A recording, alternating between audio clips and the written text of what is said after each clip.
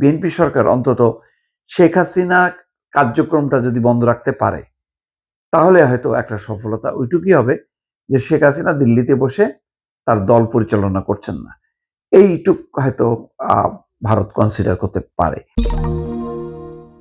আলোচনা হয়েছে ডক্টর খলিলুর রহমান বাংলাদেশের পররাষ্ট্রমন্ত্রী এবং ভারতের পররাষ্ট্রমন্ত্রী জয়শঙ্করের সঙ্গে। হাসিনাকে প্রত্যর্পণের দাবি এবং প্রধানমন্ত্রীর ভারত সফর নিয়ে আলোচনা হয়েছে। এই খবর বলা হচ্ছে যে মরিশাসের পোর্ট লুইসে সাংবাদিকদের, অর্থাৎ এই দুই পররাষ্ট্রমন্ত্রী ভারত থেকে একটা সম্মেলনে গেছে লম্বা সফরে, দুই পররাষ্ট্রমন্ত্রী, যেটা সাধারণত নজিরবিহীন, এরকম ঘটে না। তো হয়তো পথে যেতে যেতে অথবা ভারতে অথবা মরিশাসে কোনো একটা পয়েন্টে এই দুই পররাষ্ট্রমন্ত্রীর মধ্যে আলোচনা হয়েছে। সেখানে গুরুত্বপূর্ণ হচ্ছে যে প্রধানমন্ত্রী তারেক রহমান কোথায় যাবেন প্রথম সফরে। চীনের দিক থেকে তাগাদা আছে যে আগে চীনে আসতে হবে, ভারতের দিক থেকে তাগাদা আছে ভারতে আসতে হবে। তো বরাবর যেটা আগে শেখ হাসিনা যেটি অনুসরণ করেছে, ভারতে আগে গেছে। তো সে যাওয়ার পিছনে যুক্তিও আছে।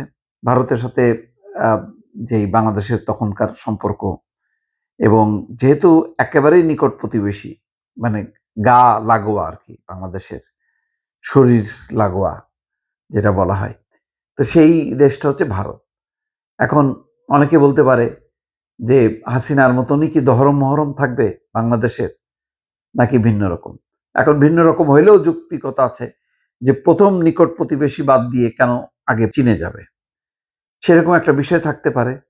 পাকিস্তান আর একটু দূরে, তাহলে তারেক রহমানকে চিন্তা করতে হবে একই সঙ্গে ভারত, পাকিস্তান, চীন, কারণ তিনটাই নানাভাবে বাংলাদেশের সাথে এখন সম্পর্কযুক্ত। পাকিস্তান ছিটকে চলে গেছিল একেবারে অনেক দূরে, অন্তর্বর্তী সরকারের সময় সেটি কাছে আনা হয়েছে। এখন তারেক রহমান সরকারের জন্য খুব চ্যালেঞ্জিং বিষয় হচ্ছে যে সবার সাথে একটা মানে ভারসাম্য রেখে সম্পর্কটা স্থাপন করা। কাজটা কঠিন। প্রথমেই যখন নাকি তারেক রহমান যাবে ভারতে, তখন অনেকেই স্লোগান দেবেন, দিল্লি না ঢাকা, ঢাকা ঢাকা। বলার চেষ্টা করবে যে হাসিনার মতো নীতি অনুসরণ করছে তারেক রহমানও। তাহলে তারেক রহমান আর হাসিনার মধ্যে পার্থক্য কি? এ কথা তো নানা আকারে ইঙ্গিতে অনেকে বলার চেষ্টা করছে।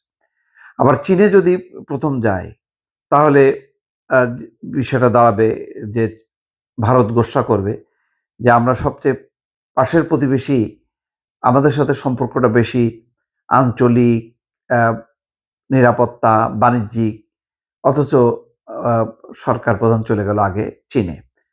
তখন ভারত আবার নাখোশ হবে।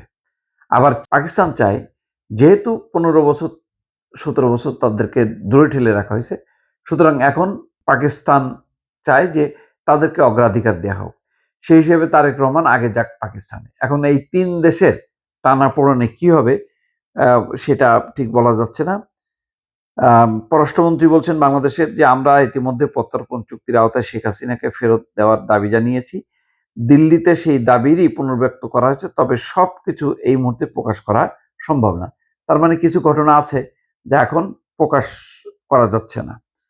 আর ভারত সফর অবশ্যই হবে, তবে তারিখ এখনো চূড়ান্ত হয়নি। আমাদের প্রধানমন্ত্রী এবং ভারতের প্রধানমন্ত্রী নরেন্দ্র মোদী ইতিমধ্যে চিঠি বিনিময় করেছেন এবং ফোনে কথা বলেছেন। দুই দেশই সম্পর্ক এগিয়ে নিতে আগ্রহী।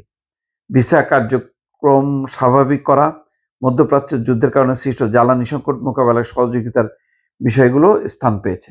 মোট কথা ভালো। ডক্টর খলিলুর রহমান ডাইনামিক মানুষ, দ্রুত সম্পর্ক উন্নয়নের একটা চেষ্টা তিনি করছেন, এবং যদি প্রথম সফর ভারতে হয়, তাহলে বোঝা যায় যে অচলাবস্থা, স্থলপথে বাণিজ্যের যে অচলাবস্থা ছিল, সেই অচলাবস্থা কেটে গেছে। তবে শেখ হাসিনার বিষয়টা আমার ধারণা যে এত দ্রুত সমাধান হবে না, এবং এই বিষয়টা যদি বিএনপি সরকার অন্তত শেখ হাসিনা কার্যক্রমটা যদি বন্ধ রাখতে পারে, তাহলে হয়তো একটা সফলতা ওইটুকুই হবে যে শেখ হাসিনা দিল্লিতে বসে তার দল পরিচালনা করছেন না। এইটুক হয়তো ভারত কনসিডার করতে পারে। আর এইটুক যদি করে তাহলে বাংলাদেশের পক্ষে সম্পর্কটা ধীরে ধীরে আর স্বাভাবিক করার ক্ষেত্রে কোনো বাধা থাকবে না দর্শক।